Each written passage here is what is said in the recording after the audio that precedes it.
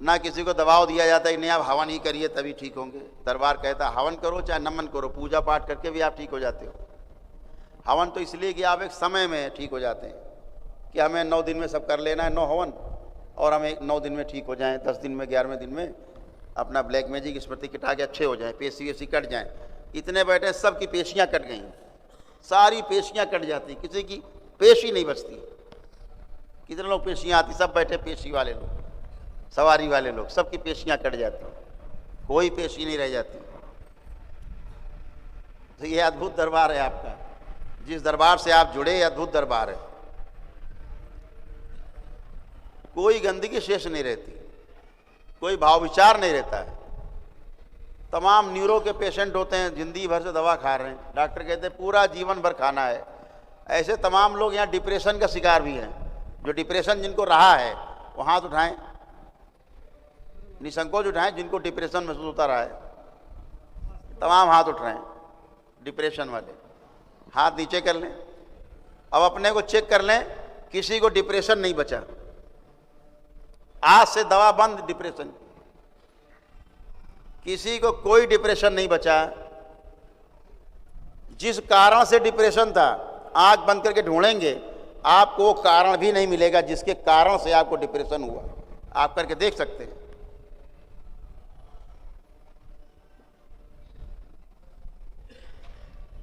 ये दरबार का खुला ऑफर रहता है आपके लिए, आप सब करिए, सारे अनुभव करिए। दरबार कहीं से गलत बोल रहा हो तुरंत जुबान पकड़ लीजिए, ये आप गलत बोल रहे हैं गुरुजी, क्योंकि ये भगवान भोलेनाथ और माता कामाख्या का दरबार है, जिसको सजाया हमारे परम पूज्य गुरुदेव पंडित श्री राधा रमण जी मिश्र और हमारी गुरु माता माँ कामरू कामाख्या ने ये सजाया दरबार। हमारी गुरु माता ने सजाया, इसीलिए दरबार अद्भुत है। कभी इसकी परिधि ऊपर आकाश में 5 किलोमीटर हुआ करती थी, आज इसकी परिधि 5000 किलोमीटर है धरती के ऊपर। बाबा के अलग अगले जन्म दिवस पर सरकार की जय, सच्चे दरबार की जय, भगवान भोलेनाथ की जय। परम पूजनी बाबा जी के अगले जन्म दिवस पे 5 फरवरी को बसंत पंचमी है। बसंत पंचमी को बाबा का जन्म दिवस मनाते हैं हम लोग, पूरा 1 सप्ताह मनाते हैं सभी भक्त मिल के। तो वहाँ से सबको निमंत्रण भी देते जा रहे हैं कि सभी भक्त जो दरबार से अच्छे हुए, ठीक हुए, हंसते खेलते आए, उसी हंसी खुशी के साथ सब शरीक होंगे। और आपको सूचना दें, आने वाले परम पूजनी बाबा जी के जन्म दिवस पे इस दरबार का जो औरा है संपूर्ण पृथ्वी होगी बाबा के जन्म दिवस। सरकार की जय, सच्चे दरबार की जय, भगवान भोलेनाथ की जय। तो बातें तो बहुत करने के लिए की जाती हैं, लेकिन आप अच्छे हों, स्वस्थ हों। समय भी आपका बहुत जाता है, समय कम रहता है आप लोगों के पास। जिसके पास कोई कष्ट विशेष हो वो लोग आएंगे। मुक्ति के बारे में आपको हम बता ही चुके कि परिवार के जो आपके मित्र हैं आपके सब मुक्ति पाते हैं, कोई बचता नहीं, कोई शेष नहीं रहता। थोड़ा जो जिनके पागलों की स्मृतियाँ रहती हैं, गंदगी रहती हैं, वो हमेशा समझिएगा एक विज्ञान है, ये साइंस है, आधुनिक विज्ञान भी मानता है। मैं आयुर्वेद का चिकित्सक रहा तो मुझे भी थोड़ा बहुत ज्ञान है उसका।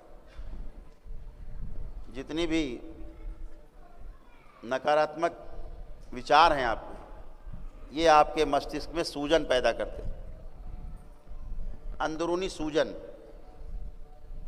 आपके हाड़ मांस के शरीर में सूजन पैदा करते हैं। ये जो सूजन है जब हो जाती है तो मस्तिष्क में पूरा रक्त का प्रवाह और ऑक्सीजन का प्रवाह नहीं हो पाता, कम होता है। इससे आपको फिर कमजोरी फीलिंग होने लगती है और किसी एक खास विशेष क्षण में आपको ब्रेन स्ट्रोक लग सकता है। सही सप्लाई ना हो पाने के कारण स्ट्रोक लग सकता है, ब्रेन में कोई हेमरेज हो सकता है, पक्षाघात हो सकता है, इस मस्तिष्काघात के कारण पक्षाघात हो सकता है, पैरालाइज हो जाते हैं लोग, लकवा मार जाता है। ये ब्रेन में सूजन के कारण ही होता है। तो जब ये आसुरी शक्तियाँ, गंदी चीज़ें आपके डीएनए में ज़्यादा रहती हैं और ये सब झूठे होते हैं, एक नाइस झूठ बोलने वाले सब झूठे बोलते हैं, उल्टा ही सीधा सोचते हैं, सब उल्टा पुल्टा। तो ये आपके ब्रेन का इस्तेमाल करते हैं। ये उस नकारात्मकता के कारण आपके ब्रेन में स्वेलिंग होती है, धीरे धीरे आदमी पागलपन का शिकार हो जाता, पेशी आने लगती, बेकाबू हो जाता आदमी। या वो बच्चे जो बचपन से पैदाइशी मानसिक विकलांग हैं या शारीरिक विकलांगता भी है, तो सब गंदगी चले जाने के बाद अब कुछ बचता नहीं है। तो एक तो रोग जो बढ़ रहा होता है धीरे धीरे धीरे धीरे, इन सब के जानने के कारण, क्योंकि उन्हीं की स्मृति के कारण आपको रोग थे, जो उनके अंतिम कष्ट थे मृत्यु के समय, वही आपके कष्ट बन जाते हैं ना जीवन में। जब वो चले गए तो जो रोग धीरे धीरे आपका बढ़ रहा था, वो रोग समाप्त हो जाते हैं, उनके जाते ही जड़ कट जाती है। तो जो आपके असाध्य रोग भी है ना, वो भी धीरे धीरे धीरे धीरे धीरे धैर्यपूर्वक दरबार की स्तुति करते रहो, प्रार्थना पूजा करते रहो, अच्छा अच्छा सोचते रहो, अच्छी बातें करते रहो, तो उससे क्या होगा, आपकी जो ब्रेन की स्वेलिंग है धीरे धीरे धीरे धीरे अपने आप कम होती जाएगी। क्योंकि स्वेलिंग बढ़ाने वाला कोई नहीं। आपको ये जान के आश्चर्य होगा कि जब कोई व्यक्ति मर जाता है, मान लीजिए पैदा हुआ और वो व्यक्ति 40 साल की उम्र में मर गया, तो हम आप तो हाड़ मांस का शरीर देखते हैं कि मर गया। लेकिन अगर उसी जीवन को जो 40 साल की उम्र मरा है और उसको मरे 50 साल हो गए, अगर उस जीवन को हम देखें या हमारे सामने आता है या हम पकड़ते हैं, उस समय वो 90 साल का हो चुका होता है और उसके शरीर में 90 साल का जो शरीर हो गया है, 50 साल का परिवर्तन और आ जाता है। जब वो शरीर 500 साल का होता है तो और वृद्ध हो जाता है, यानी सूक्ष्म शरीर भी उसका धीरे धीरे रुग्ण होता जा रहा है, कमजोर होता जा रहा है। रोग जो उसके अंदर थे, मान लीजिए कैंसर की शुरुआत हुई थी लेकिन मर गया था, मरने के बाद उसके सूक्ष्म शरीर में वो कैंसर धीरे धीरे धीरे धीरे रोग उसका बढ़ रहा है और रोगी होता जा रहा है और रोगी हो गया। 90 साल की उम्र में कैंसर से पूरी तरह आक्रांत है। ये जीवन जिसमें रहेगा उसको भी कैंसर ही होगा, क्योंकि शरीर में ये अपने को जिंदा रखना चाहते हैं। मरे हुए लोग आपके शरीर के माध्यम से जिंदा रहना चाहते हैं। शरीर मिल नहीं रहा है, मिलेगा भी नहीं हजारों वर्ष, इसीलिए ज़बरदस्ती शरीर पाने की इच्छा रहती है तो ज़बरदस्ती करते हैं, घुसते हैं। और अद्भुत बात यह है कि एक बार ये घुस गए तो ईश्वरीय व्यवस्था ऐसी है कि बाहर निकालने का कोई जुगाड़ नहीं है। बाहर निकलने का शरीर से कोई जुगाड़ नहीं है कि वो निकल जाए।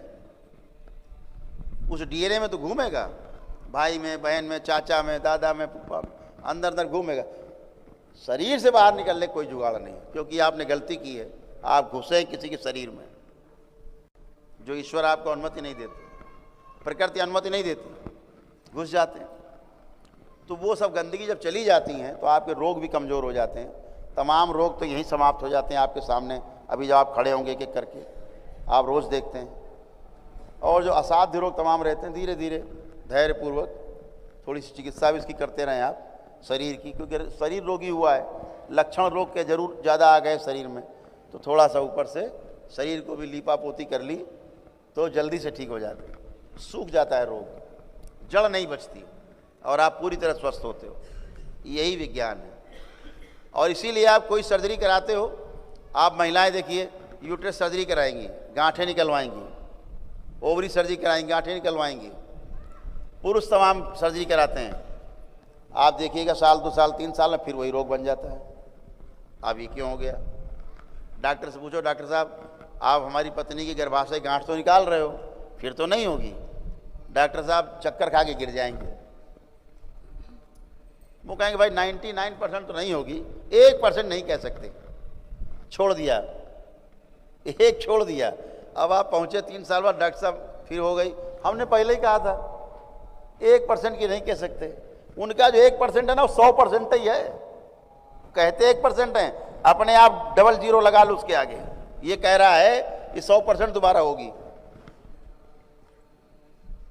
ये ध्यान रखो। क्यों हो गई गांठ? क्योंकि ऐसे जीवन आपके शरीर में रहते थे जिनके गर्भाशय में गांठ थी और मरे थे। वो गांठ उनके है, वो बार बार गांठ शरीर बनती रहेगी। आप एक सर्जरी नहीं 10 सर्जरी करा लो, वो गांठ बनना नहीं बंद होगी। कब तक? जब तक इस जीवन की मुक्ति नहीं हो जाएगी प्रेत योनि से। प्रेत योनि से मुक्ति जब तक इसकी नहीं होगी तब तक गांठ बनती रहेगी। इसीलिए कैंसर बार बार होता है आदमी को। एक बार आप सोचो, आप कैंसर है, कल्पना करिए आप। बच्चों वाली बात तो है नहीं, पढ़े लिखों की बातें हो रही, मशीनों की बातें हो रही हैं। आदमी आजकल आदमी से कम मशीनों पे ज़्यादा ट्रस्ट करता है। कैंसर हुआ मान लीजिए, आपने कीमो करा लिया, सर्जरी करा ली, थेरेपी करा ली, सारी रेडियोथेरेपी करा ली, सब कुछ हो गया। अब रिपोर्ट आती है, रिपोर्ट कहती है नील। आती रिपोर्ट, देखी होगी तब आप, कि अब नील हो गया। अब 2 साल बाद भैया फिर कहाँ से बन जाता है वहीं पे कैंसर। बोले रिपीट कर गया भैया फिर से। अरे फिर से क्यों रिपीट कर गया? जब आपने नील कर दिया, नील कर दिया, अब ये कहाँ से आ गया? या तो लिखोगे हाँ भाई थोड़ा बचा है, नील, और फिर हो जाता है 2 साल में। फिर आप सर्जरी कराते हो, फिर हो जाता है 1-2 साल में दोबारा। तिबारा बार जाते, चौथी कहते भैया आप घर जाओ, कुछ नहीं हो सकता। सर्जरी कर करके काट पीट के जहर खिला के, कीमो क्या जहर है, और उसी जहर से पता है आपको, अमेरिकन रिपोर्ट है, कैंसर से मरने वाले लोगों की मृत्यु चिकित्सा से होती है 90%। कैंसर से नहीं होती, ध्यान रखना। कैंसर की चिकित्सा से 90% मौतें होती हैं। कैंसर से होने वाली मौतें 10% है। चिकित्सा में मर जाता है आदमी, शरीर इस काबिल नहीं रहता कि जहर खा सके। अब फिर भी कीमो, ये लो कीमो, मर जाता है आदमी से। अब आदमी कहता भैया क्या करें, कैंसर था, मर गए। ये नहीं देख रहे कैंसर वाले अंदर लदे थे, जिनको कैंसर ही था, वो गए नहीं, इसलिए कैंसर जाएगा नहीं। अब वो तो मर गए, आदमी चुप हो गया। अब ये जो मर गए श्रीमान जी कैंसर से, अब ये भी आपके पित्र हो गए, अब ये भी आप पे लदे रहेंगे, फिर किसी कैंसर होगा। ये रोग ऐसे ही रिपीट होते रहते हैं। आप देखिए, जितने यहाँ पे थोड़ा सीनियर लोग बैठे हैं, जिनकी उम्र 50 साल से ऊपर है, आपको अच्छे से ध्यान होगा, अस्पताल बहुत कम हुआ करते थे। मेरे बचपन में यहाँ कानपुर में हमें ध्यान है 3 अस्पताल होते थे कुल, और एक प्राइवेट अस्पताल था, वो यहाँ नहीं था कानपुर में। कानपुर जिले से बाहर एक आउटस्कर्ट उन्नाव डिस्ट्रिक्ट पड़ता है बगल में, हुआ करता था, बंगाली थे, उनका था, प्राइवेट था। इस शहर में कोई प्राइवेट अस्पताल नहीं था। ये बात हम कर रहे हैं यहाँ से 40 साल पहले।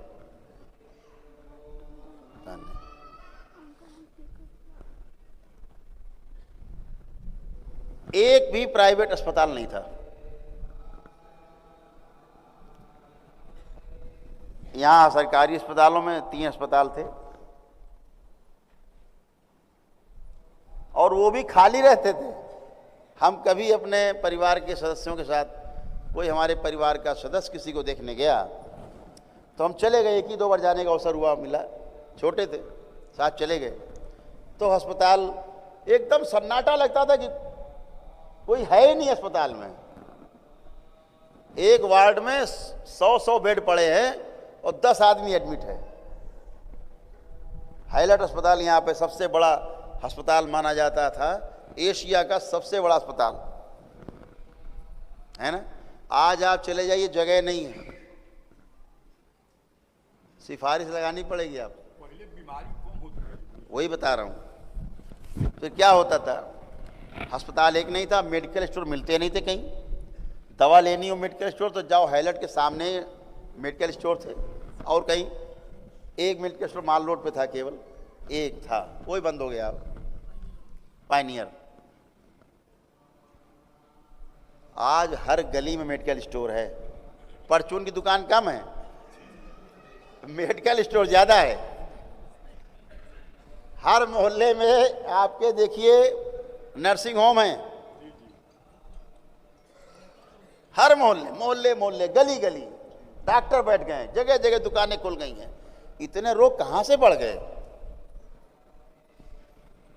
ये राक्षसों का काल चल रहा है, दैत्यों दानवों का काल है ये जो समय चल रहा है। देवी देवताओं की शक्तियां बहुत कमजोर हैं।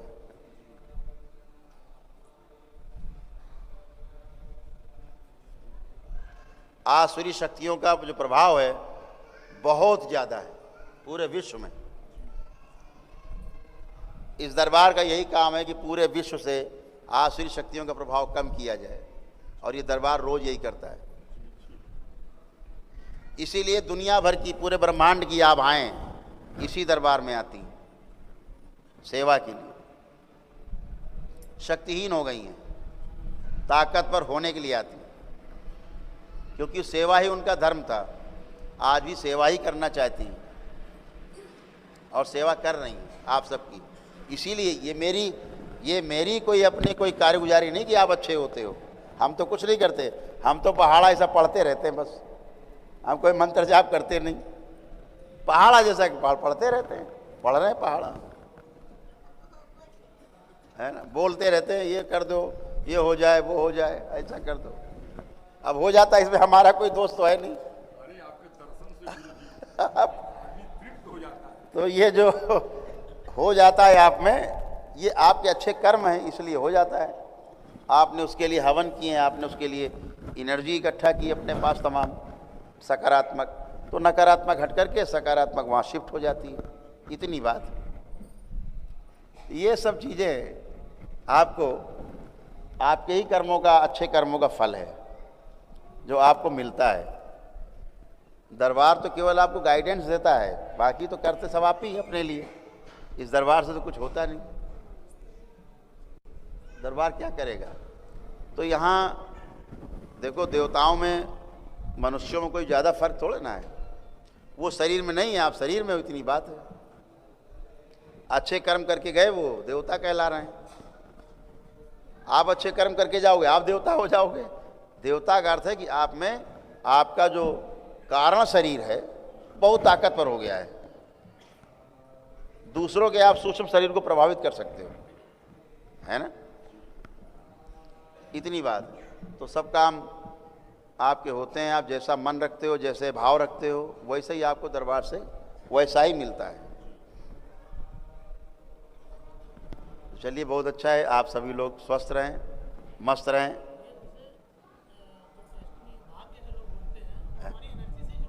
भाग्य, ये सुमेर जैन जी हैं, पूछ रहे हैं कि भाग्य क्या हमारी एनर्जी से जुड़ा होता है। देखो, भाग्य कोई एक अलग से कोई खीर का कटोरा जैसा नहीं है। जो भाग्य है ये हमारी भागीदारी से निर्मित होता है। भागीदारी और भाग्य मतलब भागीदारी से जो वस्तु निर्मित हुई है वो भाग्य है। हमारी भागीदारी अच्छे कर्म करके जो हमारे भोग तैयार हुए हैं अच्छे, उसी को भाग्य बोल दिया। भोग, भाग्य, भागीदारी एक ही थैली चट्टे बट्टे सारे शब्द हैं। तो अच्छे भोग, हमारे कारण शरीर हमारा और मजबूत हो गया है। हमारे चित्त में अच्छी अच्छी स्मृतियाँ, अच्छे अच्छे भाव विचार वहाँ पर स्टोर हैं, और वही हमारे जीवन का आधार है। सुख या दुख का आधार हमारा चित्त है। हमारा जो अवचेतन मन है वो हमको निर्णय लेने के लिए बाध्य करता है। आप कभी देखो, अच्छा, आप बहुत लोग तमाम निर्णय जीवन में लिए हो।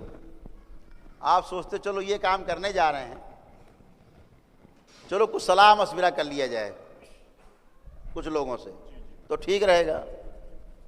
आप सोच के देखना, जो हम बोलते हैं, आप खूब सलाह मशविरा करते हो 4 से 10 से 20 से, लेकिन बाद में आप निर्णय अपने मन से लेते हैं। 100% किसी की सलाह का निर्णय नहीं लेते, एकदम अपने मन से निर्णय लेते हैं। वो आप अपने अवचेतन से लेते हैं, क्योंकि आप बेबस हैं। आप बेबस हैं, मन की गुलामी लिखा रखी है। जिस दिन ये आज्ञा चक्र खुलता है, ये शिव का नेत्र जिस दिन खुलता है, उस दिन ये मन गुलाम हो जाता है। तब तक आप सभी इसके गुलाम रहते हो। जिस दिन ये मन आपका गुलाम हो गया, आपने बोला ये आदमी सर के बल खड़ा हो जाए, खड़ा हो जाएगा, हिल नहीं सकता। वो शिव नेत्र है। आज्ञा चक्र, उसका नाम ही आज्ञा चक्र है।